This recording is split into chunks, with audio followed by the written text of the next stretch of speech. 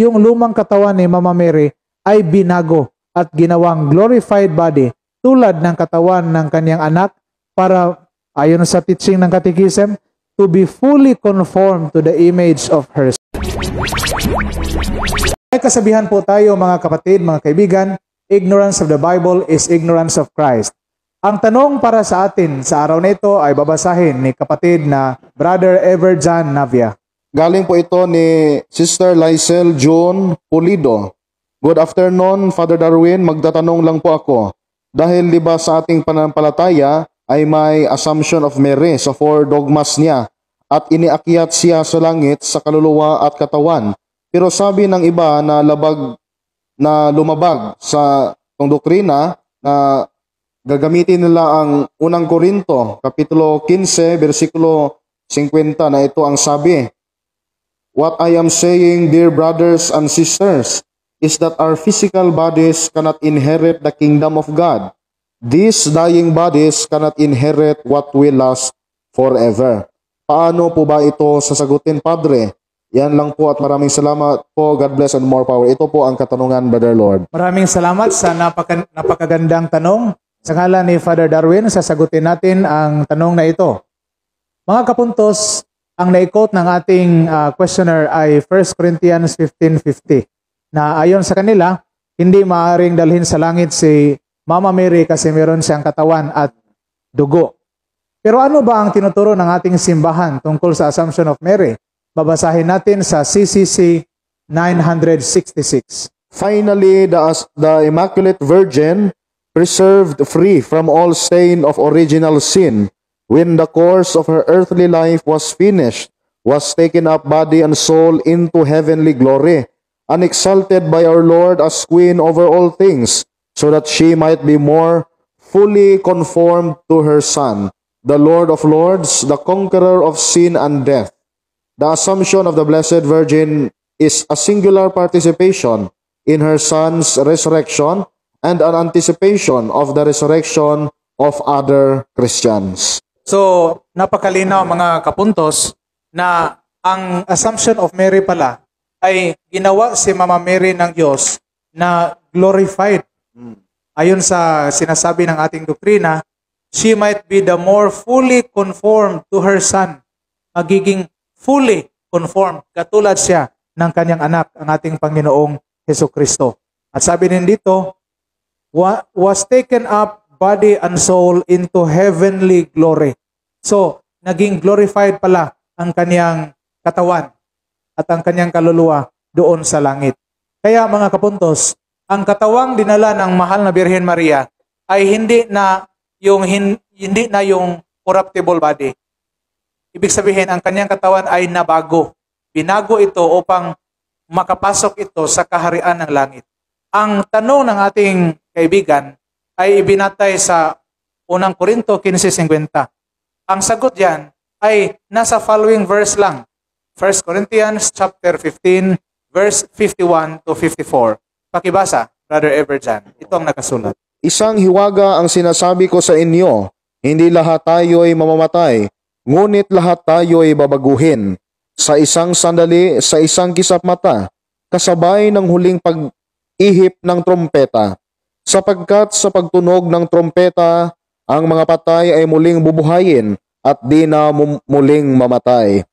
Babaguhin tayong lahat. Ang ating katawang nabubulok ay mapapalitan ng hindi nabubulok at ang katawang namamatay ay mapapalitan ng katawang hindi namamatay.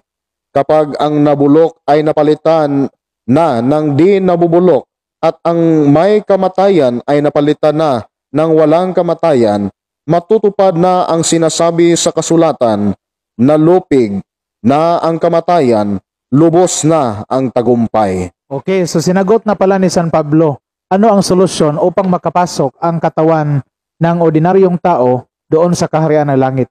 Dapat pala babaguhin ang katawan. Yan ang nangyari sa ating mahal na ina, si Mama Mary. Binago ng Diyos ang kanyang katawan upang ito'y maging glorified body, to be fully conformed to the image of her Son, para maging katulad sa katawan ng kanyang mahal na anak, ang ating Panginoong Hesukristo.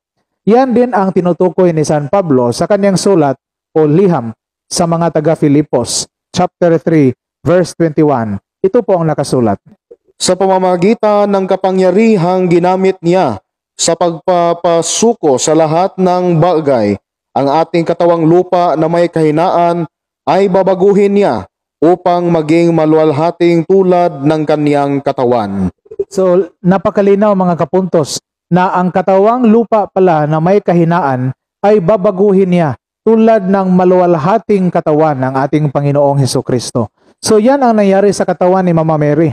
Pero baka sabihin ng mga kapatid natin na ang pagbabagong ito ay mangyayari lamang doon sa final resurrection o the final day.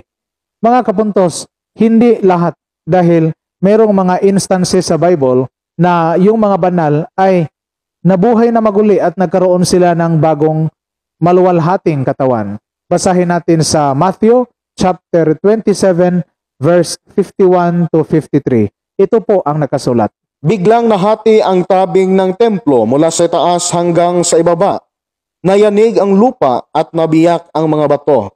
Nabuksan ang mga libingan at muling nabuhay ang maraming banal na namatay.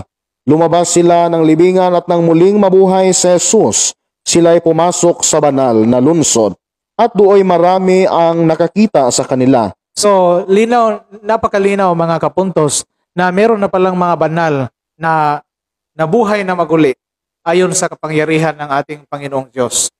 Now, punta naman tayo sa ibang talata ng Biblia na si Mama Mary mga kapuntos ay tinatawag nating Ark of the Covenant. Kasi ang lumang Ark of the Covenant, yung kaban, ay nilalagyan ng mga bagay na sumisimbolo sa ating Panginoong Hesukristo. Basahin natin ang mga bagay na ito ayon sa Hebreo chapter 9 verse 4. Ito po ang nakasulat. Naroon ang gintong altar na sunugan ng insenso at ang kaban ng tipan na nababalutan ng ginto, na sa loob ng kaban ang sisidlang ginto na may lamang mana, ang tungkod ni Aaron na nagkaroon ng usbong, at ang mga tapyas ng bato na kinasusulatan ng tipan. Ang tatlong bagay na nasa arka o Ark of the Covenant ay sumisimbolo sa ating Panginoong Hesukristo. Ang 10 Commandments, tinatawag na Decalogue o 10 words, words of God. Si Kristo po ay Word of God. Hindi ba? Ayon sa John 1:1. Si Kristo din ay sinisimbolo ng tungkod ni Aaron na may usbong. Si Aaron po ay isang high priest. Si Kristo po ay ang ating high priest ayon sa Hebreo chapter 3 verse 1 and 2.